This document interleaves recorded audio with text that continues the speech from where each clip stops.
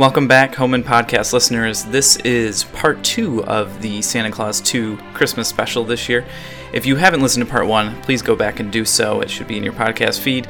And if you have, stay tuned and enjoy the rest of the show. Right. So we cut to home, and a very confusing scene for me.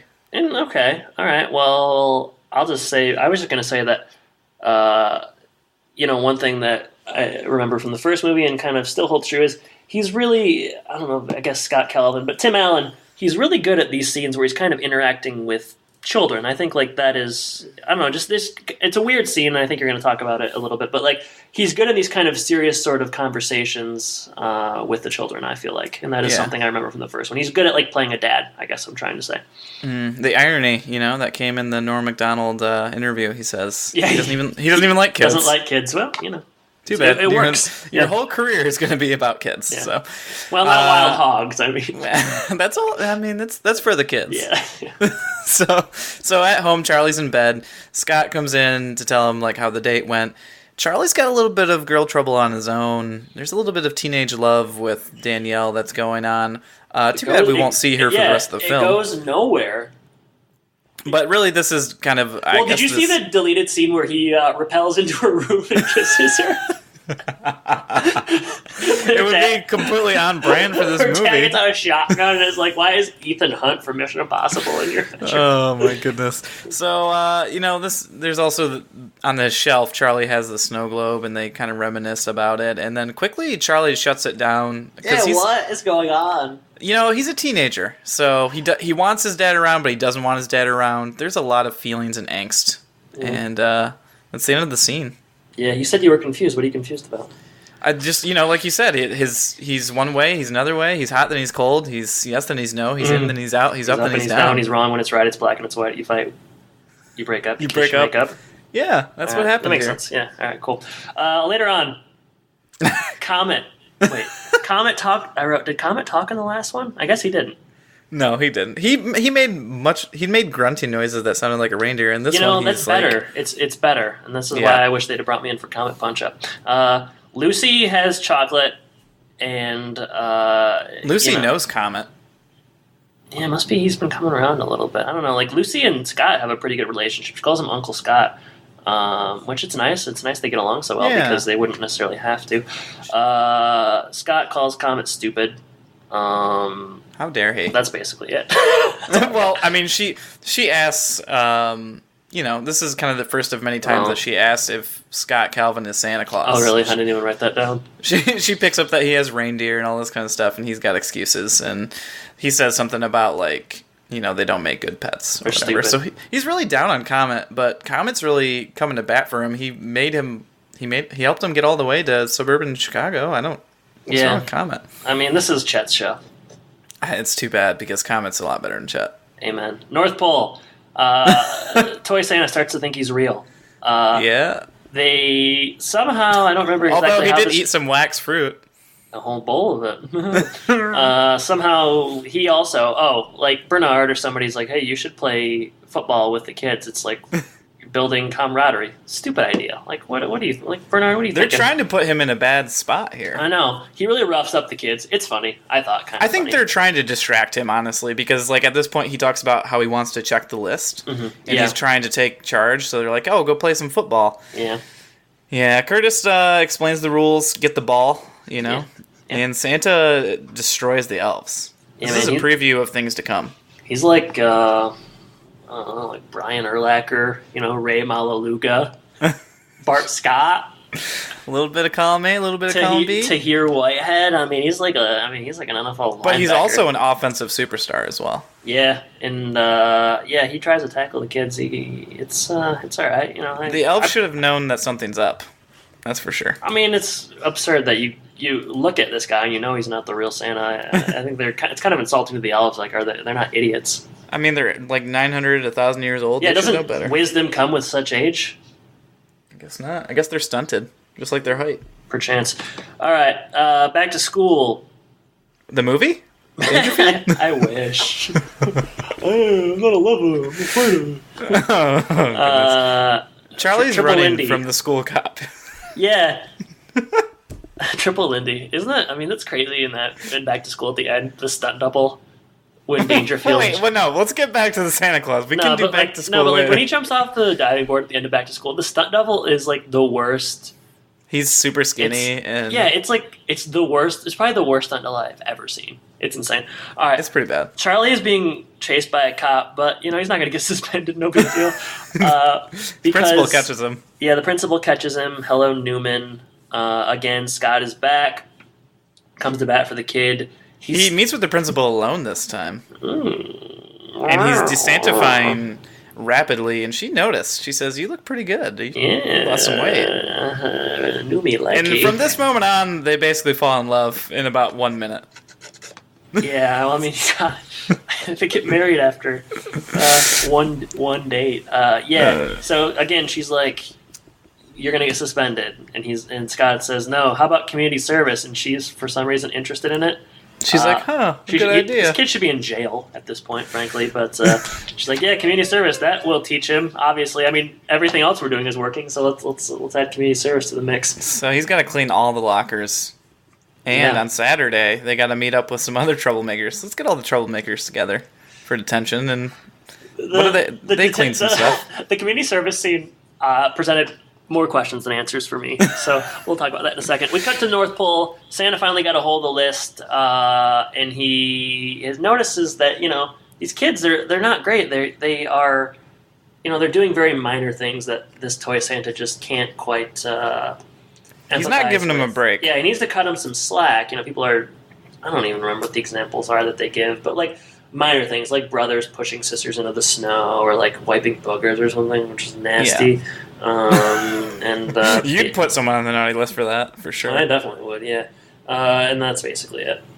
Yeah. Well, Curtis and Bernard are trying to go at bat for these kids, and it's just not working. And Bernard's feathers are getting ruffled, and something's got to give here. Yeah, something's got to Tony give. Santa wants to give everyone coal.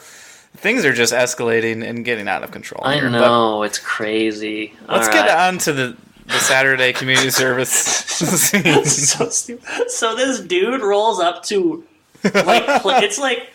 it's December. There's a lot of snow on the ground. This dude rolls up. This 20-something-year-old dude. He's a young adult. Yeah, he rolls up to play basketball. Presumably, must be an indoor. I didn't get that vibe. I kind of felt like they showed an outdoor basketball hoop he was walking to. So I assumed he was playing. He's diehard. He's playing basketball outside in the winter. You know what? Don't get too close to his car. Doesn't want people to get too close to his car. He calls all the kids delinquents. Mind you, he's playing basketball at a school as an adult, and he's mad that kids are there. And he's wearing shorts, and they make fun of him for shaving his leg. That's kind of when Principal Newman and Scott they kind of first bond. By making fun of this dude for having no hair on his legs. And then immediately after, Scott Calvin brought her some coffee. Yeah, so he's playing the game. Yeah, and then he's turned it on. A child appears and kind of senses that he's Santa Claus, and he uses a bit of magic to, I guess, know what her name is. Yeah. Also, right before that happens, Charlie complains that this is hard. What he's doing is hard. Charlie sucks, man. Kid, you know how lucky you are? Yeah, it's hard. Oh my goodness. Yeah, the kid comes up, Scott knows her name, and she notices that, and she has some questions. She's not a dummy. She knows that something's up here, but Scott keeps playing it. He's got the answers to her questions. He sees her necklace, and that's how he knows her name. She didn't notice that, though. No, she didn't notice that. Back to the workshop for 1 second. Toy Santa's making his own toy army. He's cloning drummer boys. They're not drummer boys. What are they? They're giant, wooden soldiers. They have no drums. Let's just say that. Why'd I write drummer boys? That's what you wanted them to be. Well, I mean, yeah, obviously. What are they? They're is it from the Nutcracker or something? Yeah, they're giant toy soldiers. Okay. Yeah, so he clones those. Yeah, makes them bigger. Yeah, they're kind of scary. We'll never know. I don't know. Whatever. They're. I can't decide if I like the way they look or they look pretty cheap. But I think I like them because they're practical. Because they're real. You love practicality. I mean, I don't like CGI stuff. I think it looks bad, especially 2002 CGI. Like, anytime they're flying in this movie, it looks like garbage. So I would, like, rather have something real. All right, well. And if you like it, you're garbage. All right. Back to the Chicago area. Back to the United States. He randomly shows up at the principal's house, which is weird. He's gonna ask her out, though. Yeah. He asked her out for noodles and pie, which I thought was kind of funny. He's fumbling over his words a little bit. He's a little nervous. He's not very good at this. I mean, but at this point, he's almost back to being Tim Allen, you know? He looks like Tim Allen. Principal Newman has... Can we call her Carol at this point? I think we can. I only have it because I don't know her name. All right, her name's Carol. She's got a work function, but otherwise she's in. And you know what? They have some chemistry. This is the car stuff that we were talking about. Yeah. Something's wrong with her car. Yeah. Scott says, I'll drop you off at your work function and then come back and pick you up. She's like, why don't you just stay? Yeah, why don't you just stay? Also, in this kind of upset Kirsten, but like they talk about thick or thin crust pizza. Nobody in Chicago prefers thin crust pizza. It's like in the DNA that people in Chicago like. I want deep dish or nothing. Deep dish, like, so that is unrealistic. Yeah, she must be a transplant or something. Yeah, guess what the age difference is between Carol and Tim in real life. Because there was a debate in our household about how old Carol was. I was right. 8 years. 18. Wow. She's 31. He's 49. Oh, I'm sorry. I thought she was 32. I did not do the math there. For some reason, I was thinking he was only 40. You said 50, right? Yeah, basically, yeah. So It's like 18, 19 years. So. Interesting. Yeah, well, just wait till he gets all gray and a belly and all that kind of stuff. She's still I guess Curtis is like 900 years old, so it's all relative in this world. So he's going to come with her to the function. She doesn't have a car. He uses some of his Santa magic to get a horse-drawn carriage, which I don't know if... Sleigh, not a carriage. What's the difference? A carriage would have like a covered top. Is that right? Enclosed. So it's just a sleigh. It's just a sleigh ride. Okay, all right, sleigh ride. Thank you for correcting me on that. I know that it would have been a big mistake. It was important that I wrote it down multiple times. So. You ever been on one of these things? Like a carriage or a sleigh? You know, like people often do that in the wintertime. Yeah, I've been in a carriage. I haven't done it at winter, though. Well, why? Why would you do it not in the winter? Well, I was on Mackinac Island. You know how they have all that stuff where there's only bikes and horses and stuff. So I went on a little ride there. What was that experience like? I was a lot younger, so I don't remember a lot of it. Okay. Mackinac Island's cool, though. Yeah, did you have fudge? Oh, yeah. What was that like? Well, it tasted chocolatey. We went there recently in the summer just for like a weekend getaway, and you know, I have lots of allergies. Andrea's got allergies, and we found some options, which was nice, and had a good time. Yeah, so it's a good place. You should go there. You guys are real party animals. You and your allergies. Yeah, we're wild. I actually haven't. Man, if I've ever been there, I was like really, really young. I don't know. Oh, it's definitely worth it. My family does not think very highly of it for whatever reason, so that kind of made it so I never really went. Well, you're missing out, man. I know. I'd like to do a sleigh ride / horse-drawn carriage. I don't like fudge, though. All right, so Coco. I wanted to see the Coco dispenser from the previous film. I wanted I don't know. I wanted to call it back there. I thought that would have been cool. That would have been cool. They don't even do it later on when he's actually in Santa's sleigh. Yeah, I think they missed one there. So they talk a little about Christmas. Principal Newman, or as you call her, Carol. Only I call her that. Only that's like your thing. She's pretty cynical. She's like, Christmas sucks. People maxing out their credit cards. It's like, why is that any of your business? Why do you care if people are spending their money or maxing out their credit cards? Well, just wait till she tells her story. Yeah, I know what her story is, and I still don't know why she cares about people maxing out their credit cards. Mind your own business, lady. She's a minimalist.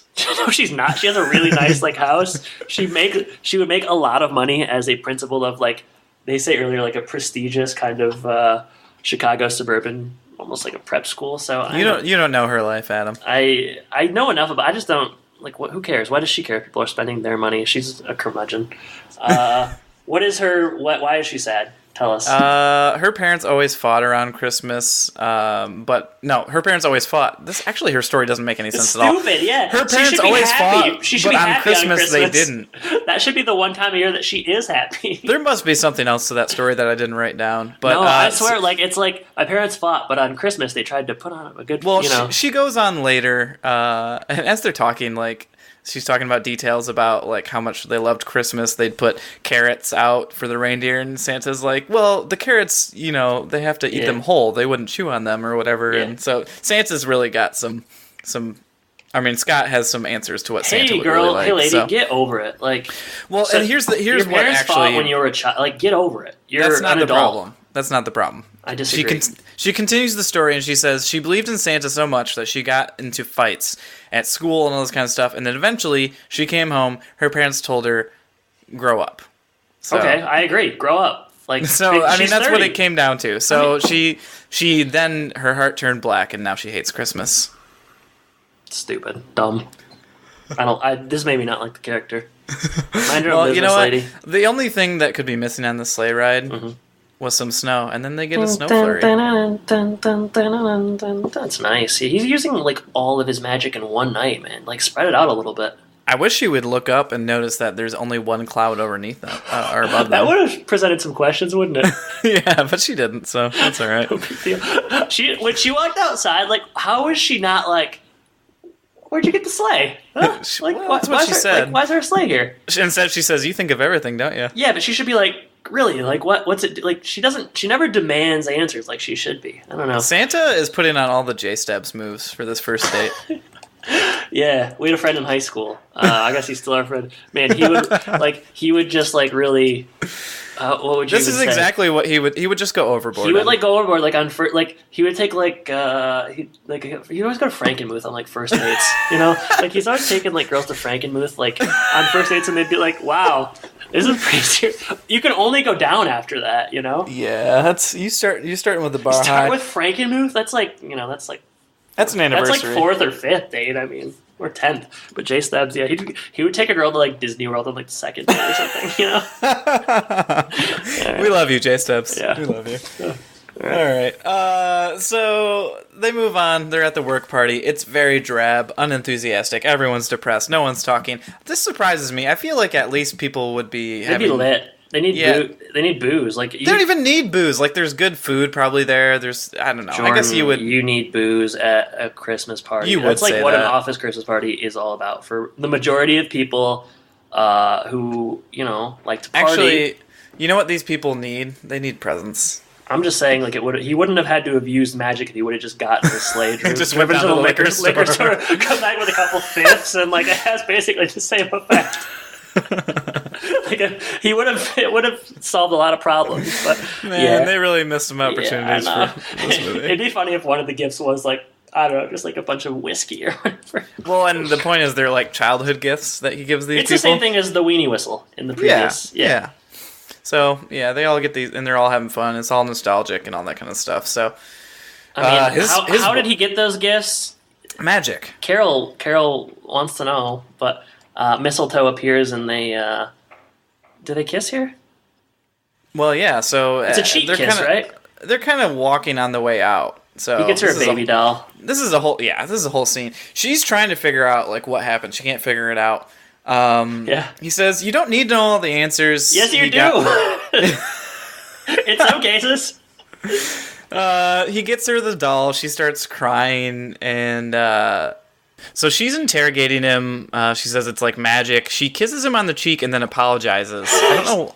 Why would she apologize? Wasn't this like a date? Wasn't that the whole point of this thing? Yeah, it's weird. I mean, it's just the cheek, right? Yeah, whatever. No big deal. This scene has Cinco Paul written all over it. That's what I was thinking the whole time. It's definitely not Quattro Paul. This is definitely Cinco. This is a Cinco Paul joint.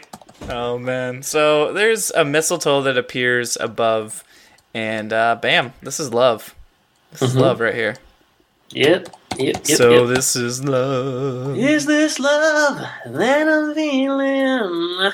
What's love got to do? Sorry, what is love? Next scene. Workshop.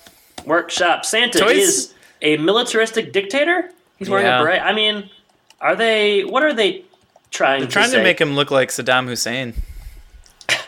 Awful cold outside, you'll catch a cold. Saddam Hussein from Seinfeld, right? Yes, exactly. Yeah, that's what he's best known for. All right. So he's like he's wearing a beret. He's got a jacket on with like the military awards and rank and all that kind of stuff. Yeah, he's like he's like the general from the General commercials. You know the General in Shaq? Yeah, I do. Go to the General and save some time. Go to a Toy Santa and save some time. All right, so no more toys. All the kids are getting coal. I gotta cross out my drummer boy thing. Scary looking. He shows off his army. Henchmen. Yeah, and they're henchmen. Mm-hmm. These toy soldiers. Bernard breaks out, and I guess he was maybe tied up somewhere. I don't know. He tells the truth. He says, "This is not Santa." Tell the truth. You can't handle the truth. The soldiers silence him by like slowly moving him to the ground. Yeah, I mean, like that. He also could. Like, how is he not getting out of their grasp? They basically just have these long arms. They can't even really move. They don't have joints. It's not like they have fingers. They're just Yeah, it's weird. All right, so then he drops coal all over the toy belts instead of the toys. Yeah, it's supposed to be more dramatic than it is. It just kind of looks stupid. Yeah, I feel like he's just not... I mean, it's a waste because some of that coal isn't going to make it on the belt, and then you're just going to have to pick it up. And those toy soldiers, they don't have good hands. Yeah, I mean, they don't have joints. They can't even like bend over and pick it up, as far as I can tell. He didn't think this through. No, he didn't. All right, next scene. Kids, Charlie. We still have a lot to get through here. My notes are...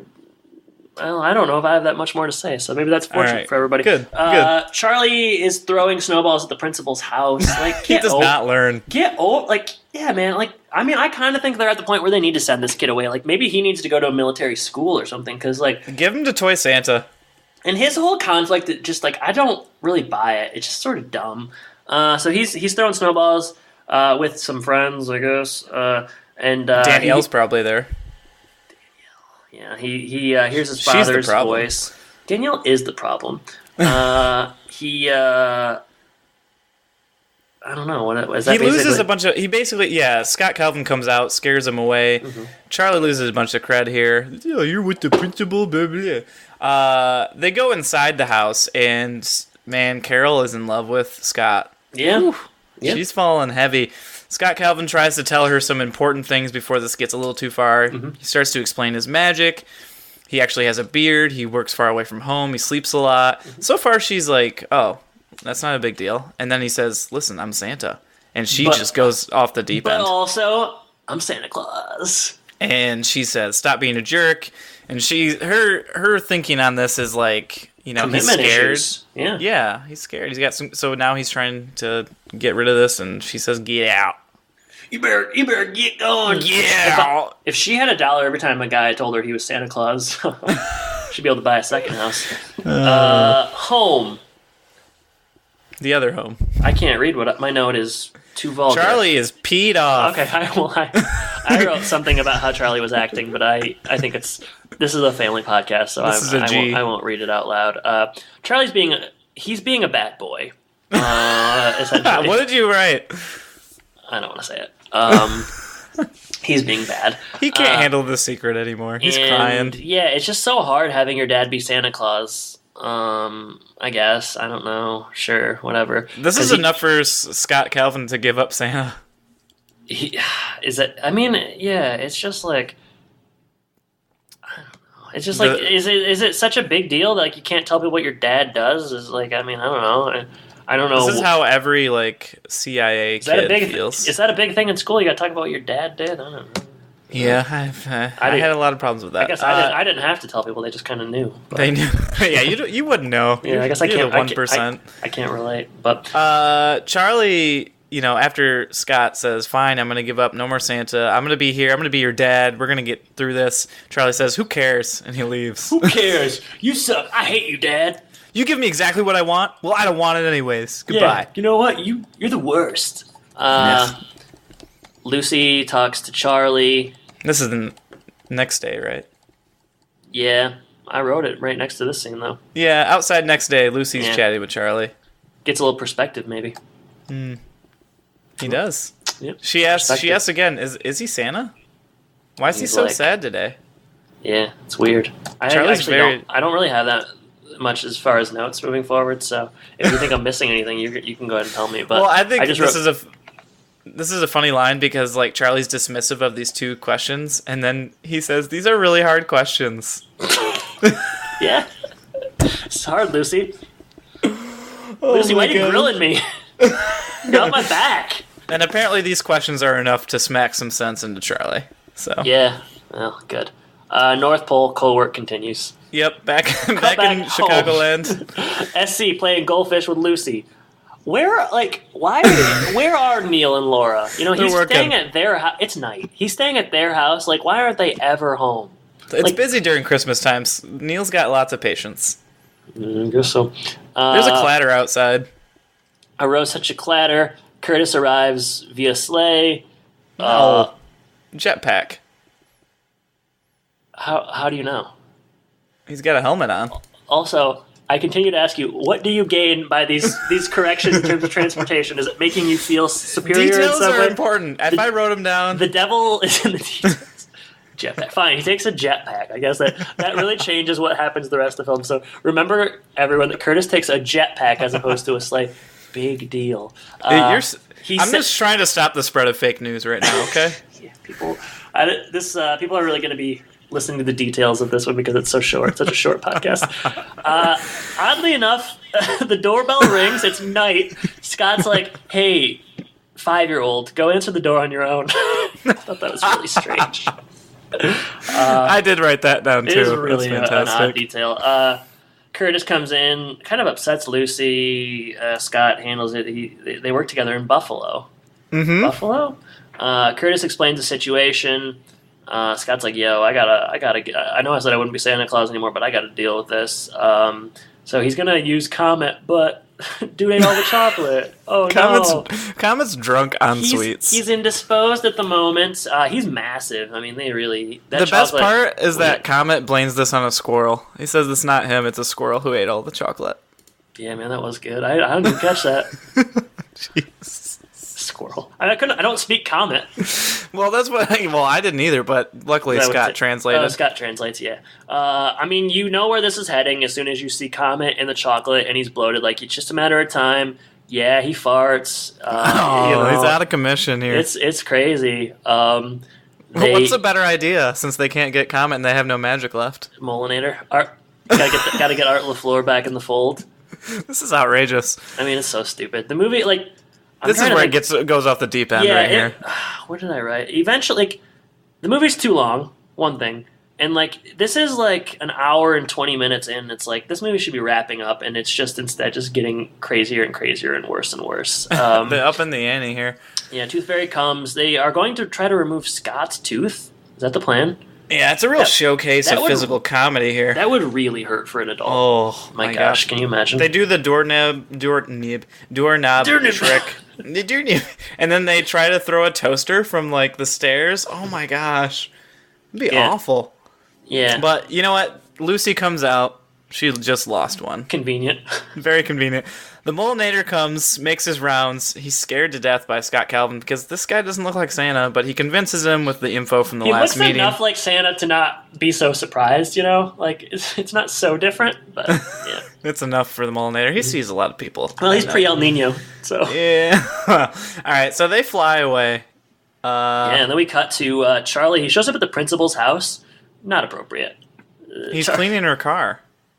Yeah, he should not be there. It's her home. Why is he cleaning her car? Did he do something to her car? Maybe he pegged it with snowballs or something. Maybe this is part of the punishment. He's like, I wanted to get rid of the graffiti, but I also wanted to defrost your car because that's like 10 minutes nobody likes in the morning, so I'm just going to take care of it for you. He's trying to go above and beyond, but he's really come to talk about her dad.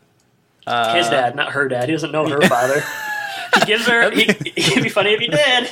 He gives her... Man, we're long podcast.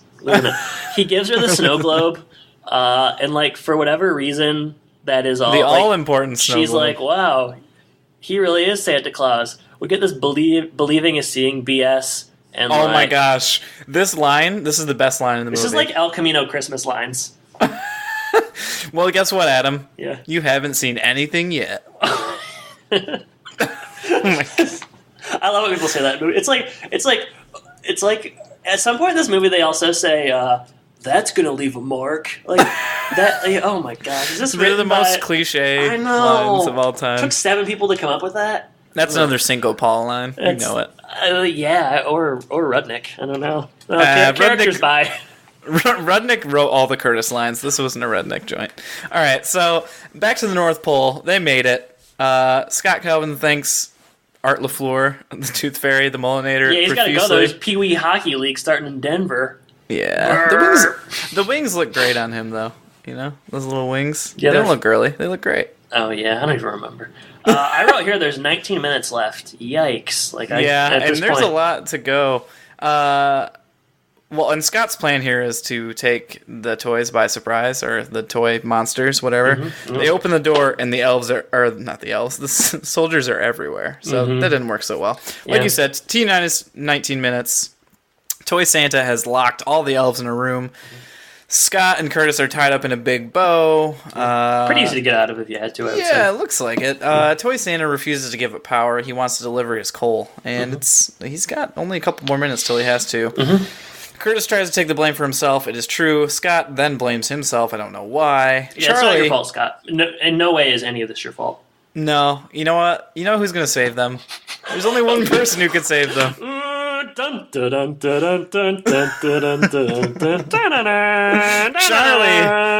repels from the ceiling. Also, there's Carol. a great... Carol's here, and then the Tooth Fairy... Tooth Fairy brought them there as well. Charlie smiles. He ripped out his own tooth. Yeah, that would hurt too, because those are adult teeth. He's really happy about it, though. He just smiles. Charlie repels. And then there's like an extended like Santa send-off. Claus 2: the repel clause. The Mullinator gets like an exaggerated send-off again here. The Mullinator just gets a star treatment. I'm surprised LaFleur wasn't like on the marquee for this film. He should have been. It's Tim Allen and LaFleur double-hander. All right, so movie is losing steam, I wrote. Yeah, snowball so fight. Are we. Yeah, Scott breaks out all the elves because Toy Santa has left at this point, I guess. He's like in the sky, like you know, he's there. He's in the sky with diamonds. Toy Santa in the sky. Chet is there. He's like, I can't use Comet. He's fat and bloated. I got to use Chet. Chet makes weird noises. He laughs like an insane. No one reindeer. at this house enjoyed the noises Chet was making, and he makes a lot of them.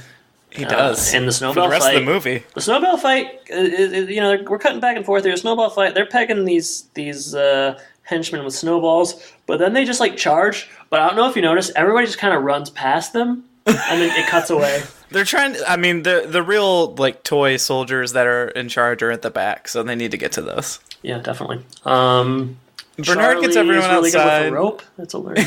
Well, he repels. Yeah, he repels in to save people.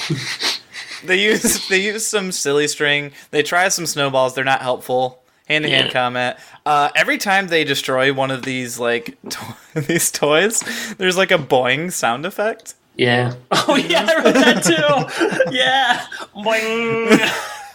A lot. Yeah, they do it a lot.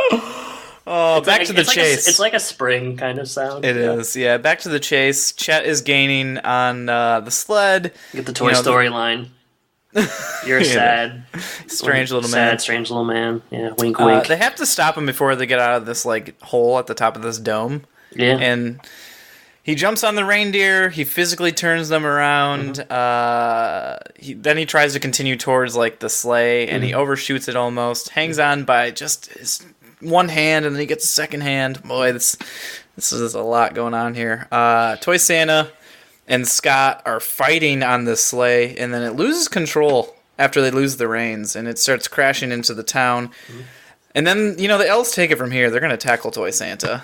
Yeah, it's kind of vigilante justice. It's sort of graphic, you know. They're just like ripping him limb from limb. I know he's a toy, but like it's pretty graphic. It really kind of solves. It's a very simple solution. He just kind of falls, and that's it. You know, I'm not saying I wanted more of it because I think it had definitely reached its end, but it was a simplistic ending. I would say pretty convenient. Yeah, and they put him in that same machine that created him. You know, back to where he began, but they reduce him in size. Yeah, but guess what? That's not the only problem because he's got to get married. Oh man, Excuse there's so me? much. There's only a couple of minutes to deliver presents too, because then like Christmas is missed this year. No one will believe in Santa anymore. Jordan, he's got to get married, and I think we want to play our final clip here. I cannot continue being Santa unless I find a Mrs. Claus. Oh, so that's what the whole noodles and pie thing, you just needed to find a wife. No. No. Yes. Yes? Yes, I was looking for a wife. No, I didn't figure on falling in love. You love me? This is all happening so fast. Well, there's no pressure. Good. I mean, if I don't get married, I just won't deliver the gifts. And children everywhere will stop believing. The elves will lose their jobs, the North Pole will disappear, and Christmas will be gone. Get down one knee. Do it. Now. Say Carol. Carol. Yeah. You say this is happening all so fast, You say this is happening all so fast. but you've known me your whole life. But you know me your whole life. When you were little and alone, When you were little and alone, Santa. Santa, I can take it from here. Santa was always there for you, and I will be there for you as long as you continue to believe in me. I know I'm asking you to leave everything at home, but I can guarantee you that this is worth it. This place is all about magic and love and wonder. And then occasionally a thin crust pizza and a movie on a long winter night. Is there a school here? We have one at school, but the elves, and we need a new principal. Because as of late, some of the elves have been acting a bit impish.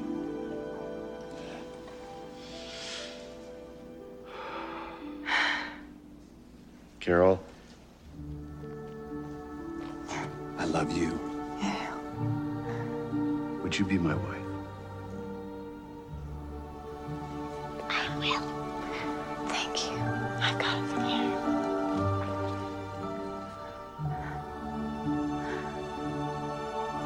I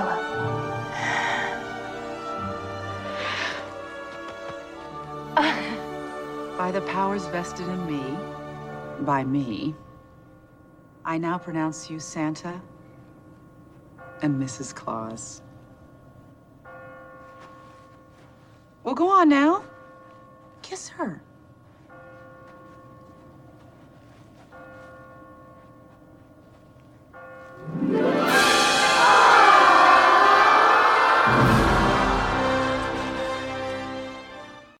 Carol is surprised to find that she has to marry Scott for Christmas to exist. She's got like 2 seconds here. She has to decide very quickly. They've only been on one date. They've only known each other very briefly. But you know what? She's a 30-year-old principal who's very unhappy and lives in a very crappy house and has an awful life. So she gives everything up and You know what she agrees. seals the deal for her? What's that?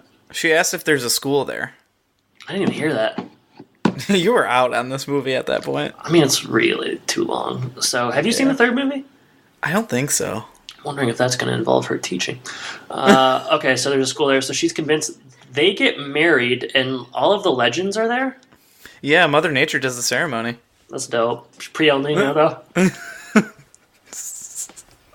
Clock strikes midnight, I should say. And he turns back into the fat man again. Charlie's tooth reappears. All is right in the world. Why does Charlie's tooth reappear? I don't know. It's so dumb. Yeah. Scott then has to go deliver some presents ASAP. Charlie wakes up Lucy to see Santa. And then Charlie apparently has, figured out that it's not a burden to have this secret. Instead, it's a gift because you'll never stop believing in Santa. And Lucy says, "But do we still get toys?" Yeah, that's the moral here. Kids are selfish. That's the big takeaway. Yeah, and that's the movie. Did you watch the post-credit sequences? Oh my gosh, they're insane. Well, I should say roll credits fade to black. The Santa Claus 2, the repelling Santa. Then we, Chet's revenge. That's the credit. Revenge from what? I don't know. Then we get a fat, she's in the fat suit, a fat Mrs. Claus, a.k.a. Pencil She's put Newman. on some weight. She's kind of dancing around. She's grooving. So are the puppets, though. She's having a lot of fun. Are we having fun watching? Hard to say, but she's enjoying it. Then the puppets are there, too. Then we get the toy Santas. They're like in the display case of a store. It's the new hit toy of the season. And they're dancing. And they're not doing it right, so he's trying to teach the other toys. And Tim Allen is trying to teach them. And I think that's it. That's a lot of dancing to end the movie. Well, it's a joyous thing when this movie ends. Something to celebrate. Roll credits, fade to black, Santa Claus 2. Jet's Revenge. Wow. Highs and lows, I suppose. Yeah. We'll talk about critics and other stuff and questions afterwards. We'll do the highs and lows quick. Let's do them quick and then do the critics. We'll try. I mean, I kind of have a lot to discuss. So I guess it's hard because this doesn't really. It's a sequel, but it doesn't really share a lot of the DNA from the original film, other than just the characters, kind of I don't know. It's certainly more fantastical. That's a very good way to put it. It's more fantastical. It's sillier. It's more for children. It's hard. I think it's not nearly as good as the first movie. I haven't seen the third movie, which seems, according to what I've read, is much worse. This is. I'm trying to grade it as a Christmas movie. I enjoyed it well enough. I think. If you had only seen this, or if you're young, I think it probably plays pretty well. It has a lot of Christmas spirit, Christmas cheer. I laughed a couple of times. There are some good lines. I continue to think that the Tim Allen performance as Scott, as Santa, is quite good. I don't think, and even the toy Santa, which I didn't really like a lot. I think he's playing it well. So I think it's a good Tim performance here, and it continues to be a showcase for him. Less so than the first one, probably because it's just so slapstick. Whereas the first one had a little bit more heart. So I think Tim is good. The beginning, the first half, I would say I was engaged in, but as it goes on, it goes off the rails. Yeah, it goes off the rails at the end. It's very rushed, the ending, kind of just, and the marriage thing is kind of stupid. I just wish they would have maybe structured it a little bit more. The League of Legends, whatever. I don't know that added a lot necessarily, but really built out the world. Yeah, it's world building, like you said, but it's pretty good. I mean, if you have kids and you want to watch a Christmas movie and you like the first one, this one is worth watching. It's not nearly as good as the first one, and I don't think it does anything better than the first one, but it's a continuation, and Tim is good, and there are some good bits here, but yeah, definitely inferior in about every way. Probably still, regardless of all that, better than I expected it to be. So, okay. I think I had very, very low expectations, and that probably helps. I wasn't miserable or anything, and I laughed throughout, and I was engaged enough, even though I think things kind of go off, as we said, go off the rails. What about you? Yeah, I mean, I agree with a lot of what you said. I did maybe like Toy Santa a little bit better than you. I just like the yelling. As you said, Tim is good. The other actors in the film, maybe not so much, but I thought Elizabeth was solid. Yeah, I think she was fine, but Charlie, whew. Yeah, I know. It's tough. You get older. I don't know, you just lose some of that cuteness, I guess. But yeah, the really highest high of me was there was no elves with attitude. I was waiting for that. I kind of, as it went on, I thought that might be welcomed. I didn't like the comment. I want more comment. Yeah, the chat stuff does not work. Yeah, it is. Yeah, chat's not great. Everything's really telegraphed in this film, which really bothers me. You can tell it's a rated G movie. I just too much time passed, I think, and for whatever reason they tried to make this more the first one's very family friendly, but it's also. I don't know, there's a little bit in there for adults, but there's really nothing in here for adults. No. So, yeah, the romance is kind of silly and happens really quick. You see Chad at the beginning, of course he's going to have to play a big role at the end. You see the under appreciated Tooth Fairy, of course he's going to have a really big role to play. You see Charlie repelling, of course that's going to come back over and over and over again. Just stuff like that. Right. But yeah, I mean, it wasn't the worst thing in the world. I just wouldn't watch it again for a couple of years. That's for sure. Yeah, so, yeah.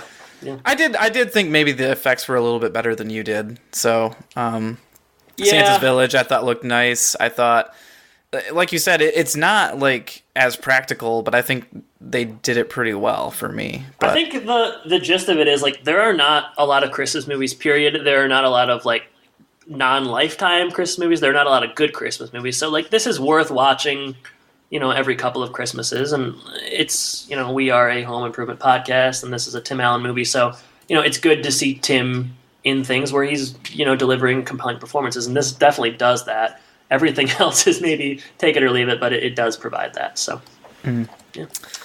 All right. That's what we got. Let's go on to what the critics have to say. All right, so some critic stuff. 55% on Rotten Tomatoes, 42% audience score is quite low. They were expecting the first Santa Claus. Yeah. All right, so I'm just going to read a couple of bits here. I'll read 2 positive, 2 negative. So, Richard Roper of Ebert and Roper. The Santa Claus 2 is a barely adequate babysitter for older kids, but I've got to give it a thumbs down. All right, so there's one. Desson Thompson of the Washington Post said, has less charm than coal in a stocking. Another one. I'll read another negative. Claudia Puig, if you value your time and money, find an escape clause and avoid seeing this trite, predictable rehash. Well, the joke's on her because they didn't call it an escape clause. This is not... Maybe she wrote that for the third one as well. She's like, if you like... another escape... Trite, predictable rehash. I mean, it's not... It was predictable. Absolutely. I don't know that it was a rehash, though. It's not a rehash, necessarily. Another negative, Michael DeQuina. Sitcom level predictability and treacle? What's treacle? Treacle? I know about treacle tarts. I think Michael's making up words. All right, no, that's a real word. Treacle? It's like molasses. Predictability and treacle. It's like sentimentality and flattery. Yeah, so it's just like molasses. I only knew it as a cookie, molasses, though. Like you said. All right, positives. Ben Kennisberg of The Village Voice says, the scenes in which fake Santa torments the elves with a toy soldier army are twisted enough to make it worth sticking around through the mawkish courtship. Other ones we have include... Tyler Hanley of the Palo Alto Weekly says, the Santa Claus 2 is chock full of heartwarming child... I can't talk. Oh, my God. All right, we've been talking too long, apparently. Tyler Hanley of the Palo Alto Weekly says, the Santa Claus 2 is chock full of heartwarming holiday cheer. Nick Rogers of the State Journal-Register, Springfield, Illinois. Amazingly, the film juggles all the elements well without being messy. Instead, playing fair and tying up all the loose ends. I don't know about that, man. And then, they were tied up, I guess. Yeah, I don't know how effectively. And then one, I'm going to read a couple of these super reviewers. So Jennifer D. said, stupid, but good for completely mindless entertainment. I loved the first one as a kid. So strange to see everyone so much older in this one. Fair.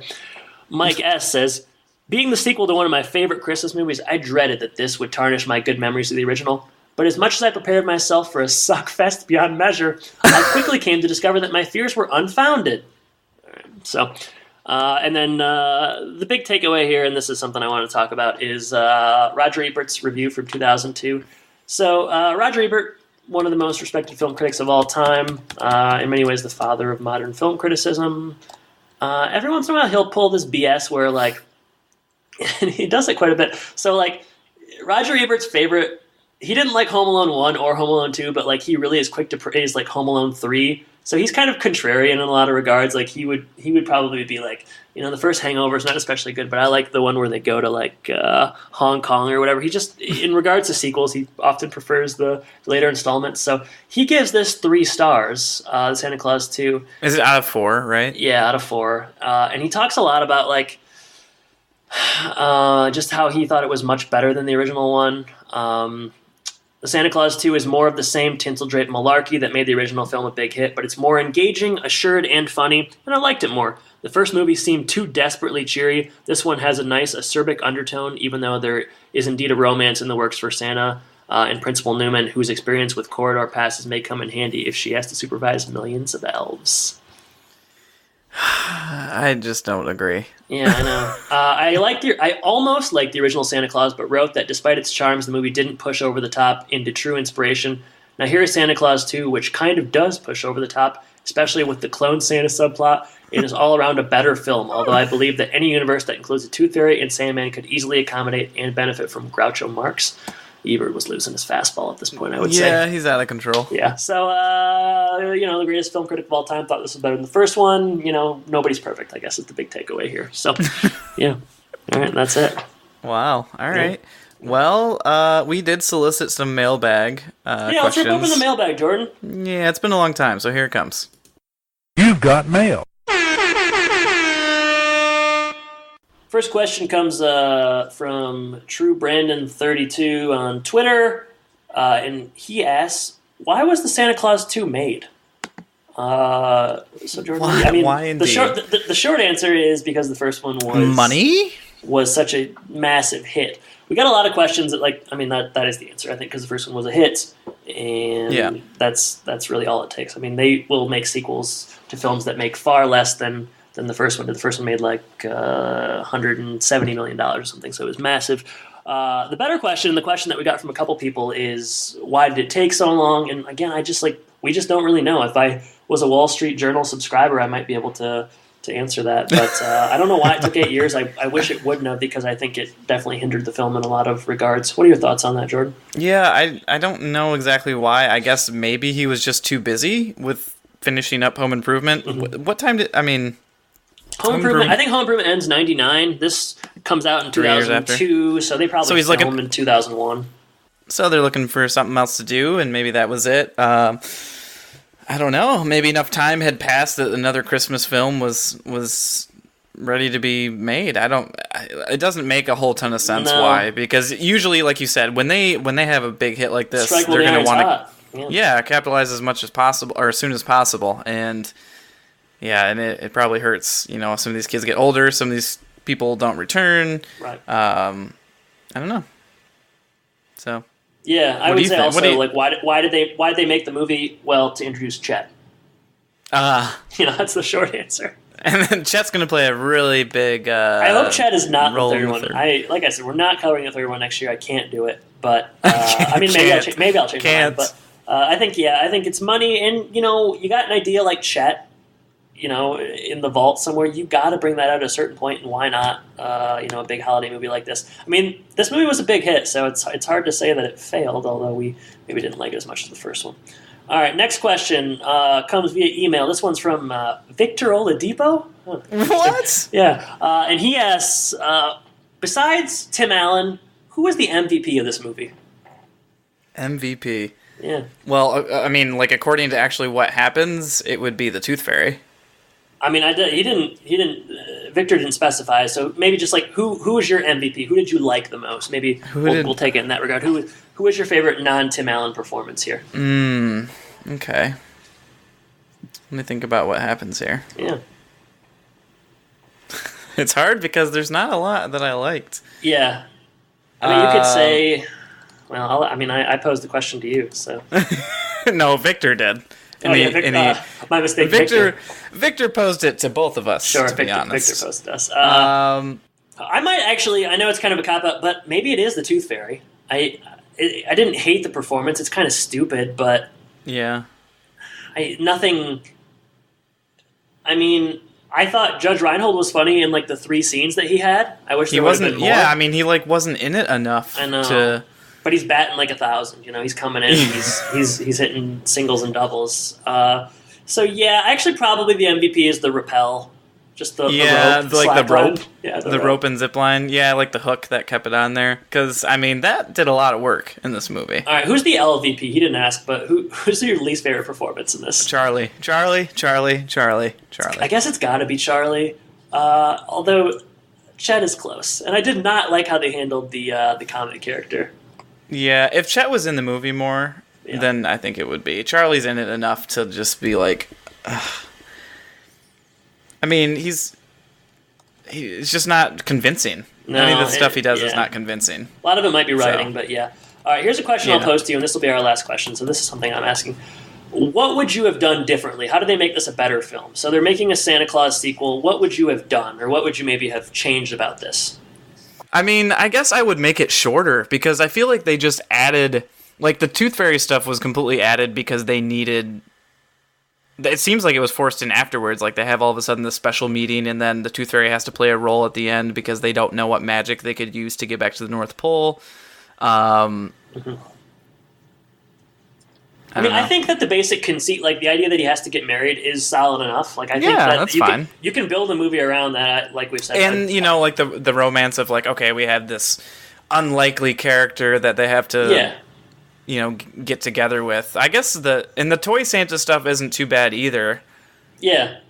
I think you got to cut all of the like legendary figures. You got to cut all of that. Yeah. And I think like you have, I don't know, it's just like paced really poorly. Like everything in the end is rushed. Like their marriage is rushed. Like that doesn't work at all. So like, I think you can keep that in terms of like he's got to get married. He can even get married. Like it can. Obviously, I wish they would have made it sooner. So like Charlie isn't as old, but like you can keep the principal character. You can have him rebelling. Be better if it was at a younger age. But like I don't know. Maybe they're cutting back and forth too much. The Toy Santa. I don't know. It does go back and forth like a ton. And I think they need a better showdown between, like, he's not even surprised when he sees this Toy Santa. Like, it's just like so like quick and snap your fingers and it's done. Like I don't know, they needed to have more time at the end for this showdown between Toy Santa and Real Santa. They probably I don't know. I mean, literally, like the amount of time where Toy Santa's gonna win is Tim's tied up for about 20 seconds. Yeah. So there's not like real stakes there. We're never in doubt of like, oh, he's gonna get out. I think also they should have just made it rated R. I think that would have made it better. Charlie's like smoking joints. Just make Charlie bad. Toy Santa would have been thrown into like a fire. Yeah. And melted. Really, really go for it, I would say. Well, that is an option. Yeah. For next time. Where they make the Santa Claus 4. Yeah. Chet's Revenge. Chet's Revenge. Yeah. So I mean that's it. They're good ideas. You're just not executed as well as we might like. So I mean, it is for kids. So I mean, this one definitely is. Yeah, it definitely feels that way. So. Yeah. All right. How do I want to shut this down? How do we shut this down? Yeah, how do we shut this down? We're coming to our close here. That's our episode on the Santa Claus 2. We're coming to our close. If you want to provide any feedback for us, we don't really want to talk about this anymore, so don't ask us any questions. Anything to say ever again. But if you want to reach out to us, you can do so at thehomeandpodcast.com. We're on Twitter at homeandpodcast, facebook.com/homeandpodcast. If you'd like to support the show, get special behind-the-scenes stuff, we have all of our outtakes that are available on Patreon, and some cool rewards. You can go to patreon.com/homeandpodcast. Donate as little as $1 a month. Yeah. So this will come out on 2 parts, 20th, and then sometime around Christmas, and then we'll be back in early January with an even worse Christmas movie, El Camino Christmas, so you can look forward to that.